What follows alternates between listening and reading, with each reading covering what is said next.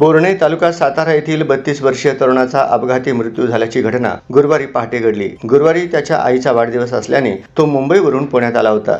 नवले पूल cross करत असताना दुचाकीने त्याला धडक दिली। यामध्ये तो गंभीर जखमी झाल्याने त्याला रुग्णालयात दाखल करण्यात आलं, मात्र उपचारादरम्यान त्याचा मृत्यू झाला। सुमित नारायण कदम, सध्या राहणार नेरूळ, नवी मुंबई, मूळ राहणार बोर्णे तालुका सातारा असे ठार झालेल्या युवकाचे नाव आहे। सुमितचा मोठा भाऊ हा इंजिनियर असून त्याच्या फॅमिलीसह पुण्यात राहिला होता। सुमितचे वडील बाहेर गेल्याने त्याची आई मोठ्या मुलाकडे आली होती। गुरुवारी आईचा वाढदिवस असल्याने सुमितने मोठ्या भावास मी पुण्याला येतो, आईचा वाढदिवस जोरात साजरा करू असे सांगितले होते। बुधवारी काम संपवून तो रात्री 12 वाजता मुंबईवरून पुण्याला यायला निघाला। पहाटे 4च्या सुमारास तो नवले पुलाजवळ उतरला। रस्ता क्रॉस करत असताना अचानक सुसाट आलेल्या दुचाकी चालकाने त्याला धडक दिली। यात तो गंभीर जखमी झाला, मात्र उपचारादरम्यान त्याचा मृत्यू झाला। त्याच्या पश्चात आई, वडील, भाऊ, वहिनी, पुतणे असा परिवार आहे।